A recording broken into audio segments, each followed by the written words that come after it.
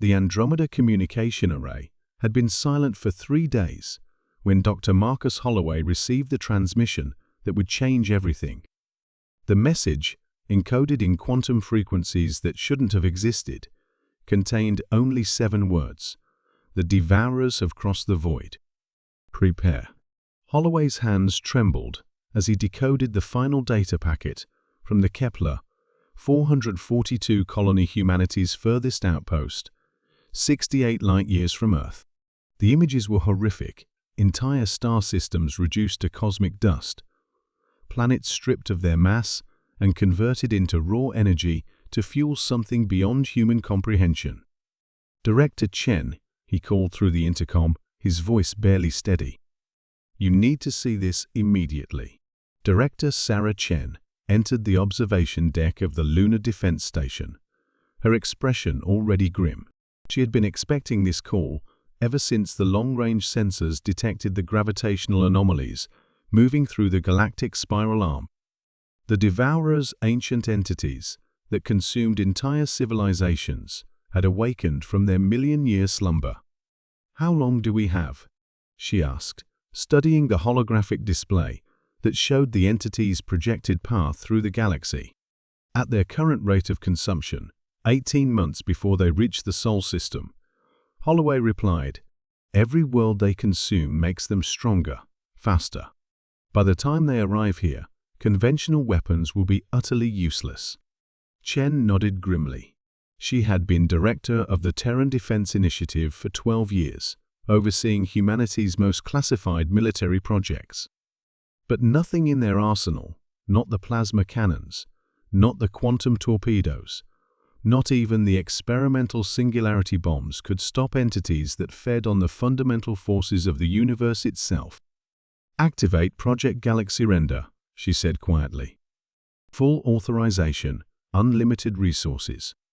Deep beneath the Sahara Desert, in a facility that officially didn't exist, Professor Elena Vasquez stood before humanity's most ambitious and terrifying creation. The Galaxyrender wasn't a ship or a weapon in any conventional sense. It was a machine that could reshape reality itself at the quantum level. "The theoretical framework is sound," she explained to the assembled team of scientists and engineers who had been working in absolute secrecy for the past decade. "By manipulating the Higgs field across galactic distances, we can essentially render matter and energy in any configuration we choose. We can create stars, destroy black holes, or restructure the fundamental constants of physics within a localized region of space." Dr. James Wright, the project's lead physicist, raised a concerned hand. "Elena, the power requirements alone would drain every star in our local group. And the computational complexity. We're talking about processing more information than has existed in the entire history of the universe." Vasquez smiled grimly. "That's why we're not using conventional computing. The Galaxyrender's core is a crystallized fragment of space-time itself, a piece of the universe's original code, if you will. It can process reality directly, bypassing the need for traditional calculations. The machine itself defied description. At its heart lay a sphere of impossible geometry, its surface shifting between dimensions that human eyes couldn't properly perceive. Surrounding it were rings of exotic matter that rotated at speeds that shouldn't have been possible, generating fields that bent space and time into configurations that existed only in theoretical mathematics. 3 months into the project's activation, the first tests began.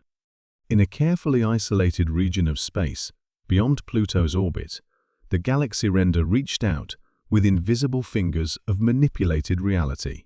A small asteroid simply ceased to exist, not destroyed, but edited out of the universe's equation entirely.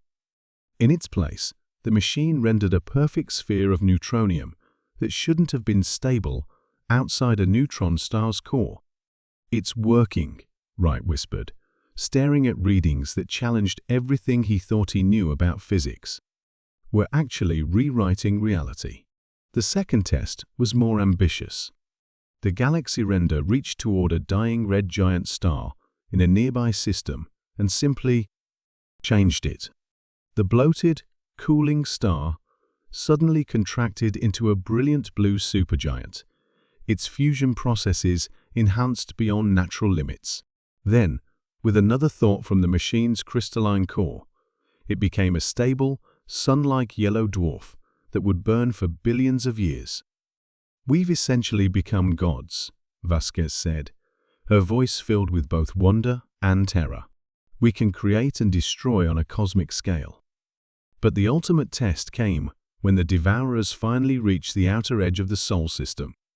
The entities were even more horrifying than the long-range scans had suggested, vast intelligences that existed as living distortions in space-time, consuming matter and energy while growing exponentially in size and power. The largest of them was already the size of Jupiter, its presence warping space so severely that it created gravitational lensing effects visible from Earth. It moved through the asteroid belt like a cosmic whale feeding on krill, each asteroid adding to its mass and strength. "Galaxyrender is fully operational," Vasquez reported from the command center. "All safety protocols are disabled. We have one chance at this." Director Chen gave the final authorization with a heavy heart. "Commence galactic rendering. Target complete restructuring of local spacetime to eliminate the Devourer entities." The machine's response was instantaneous and terrifying. Reality itself seemed to pause, as if the universe was holding its breath.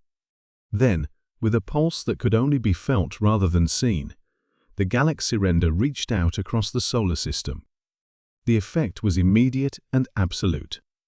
The Devourers simply weren't. Not destroyed, not banished, but edited out of existence as if they had never been.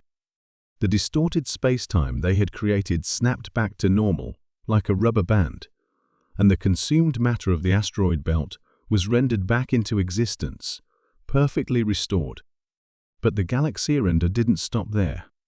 Its influence spread outward at faster than light speeds, following the wake of the Devourers back through the galaxy. Every world they had consumed was restored. Every civilization they had destroyed was rendered back into existence, complete with all their memories and histories intact. The machine had essentially performed a cosmic undo command on a galactic scale.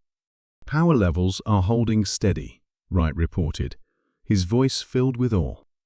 "The crystallized space-time core is adapting to the energy requirements. It's as if the universe itself is cooperating with the process." In the aftermath, as humanity's long-range sensors confirmed the restoration of dozens of star systems and countless civilizations, Director Chen stood before the Galaxyrender with mixed emotions. They had saved not just Earth, but the entire galaxy. Yet they now possessed a weapon that could reshape reality on an unimaginable scale. "What do we do with this power?" she asked Vasquez. The professor looked at the impossible machine, its crystalline core still pulsing with the rhythm of cosmic forces. "We guard it. We use it responsibly, and we pray that we never have to make such a choice again." The Galaxyrender had proven that humanity could wield power beyond the dreams of gods. The question was whether they had the wisdom to deserve it. Above them, Earth continued its orbit around a sun that had been briefly touched by machine gods, unaware that their species had just become the ultimate arbiters of galactic existence. The first Galaxyrender stood ready, a silent guardian, against threats that could only be answered by rewriting the universe itself. Humanity had evolved beyond mere tool users. They had become reality's editors.